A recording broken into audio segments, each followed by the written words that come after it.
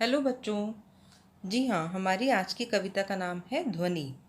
इस कविता के कवि हैं सूर्यकांत त्रिपाठी निराला।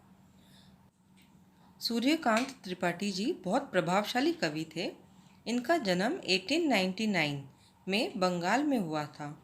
वह मूलतः उत्तर प्रदेश के निवासी थे। उनके जीवन पे रामकृष्ण परमहंस और विवेकानंद की विचारधारा का विशेष प्रभाव था।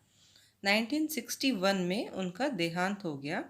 उनकी प्रमुख कृतियां हैं अनामिका, कुक्कुरमुत्ता, नए पत्ते, गति गूंज, कुल्ली भाट, अप्सरा, निरुपमा, परिमल आदि। आज की कविता भी उनकी प्रमुख कविताओं में से एक है। अभी न होगा मेरा अंत, अभी अभी ही तो आया है।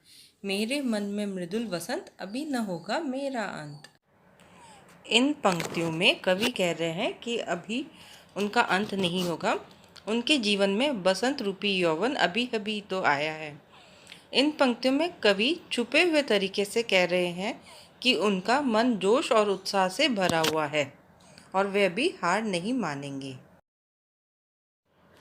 हरे हरे ये पात, डालियां कलियां कोमल गात, मैं ही अपना स्वप्न मृदुल कर फेरूंगा निद्रित कलियों पर, जगह एक प्रत्युष मनोहर। यहाँ कविता में प्रकृति का बहुत ही सुंदर चित्रण किया गया है। कवि कहते हैं कि चारों तरफ हरे भरे पेड़ हैं और पौधों पर खिली कलियां मानो अब तक सो रही हैं। मैं उन पर हाथ फेरूंगा और इन सोई कलियों को फिर से जगाऊंगा।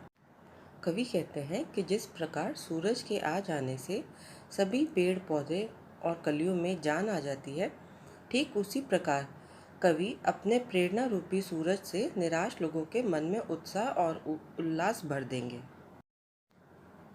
पुष्प पुष्प से तंद्रालस, लालसा खींच लूंगा मैं, अपने नव जीवन का अमृत सहर्ष सींच दूंगा मैं। कवि बसंत रूपी उम्मीद बनकर सोए अलसाए फूलों रूपी उदास लोगों से आलस और उदासी बाहर निकाल लेना चाहते हैं।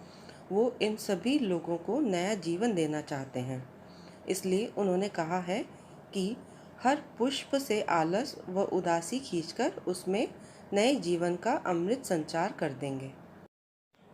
द्वार दिखा दूंगा फिर उनको, है वे मेरे जहां अनंत, अभी न होगा मेरा अंत।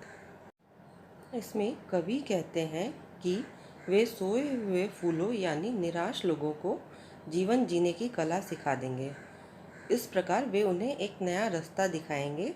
फिर वो कभी उदास नहीं होंगे और अपना जीवन सुख से व्यतीत कर पाएंगे।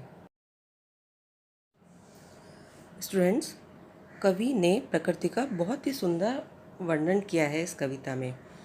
इस कविता में उन्होंने प्रकृति की मदद से मानव के मन की भावनाओं को दर्शाया है और उसमें उत्साह और उल्लास भरने की कोशिश की है। बच्चों, आपको क्या करना है, वसंत ऋतु की या तो आप ड्राइंग बनाकर या फिर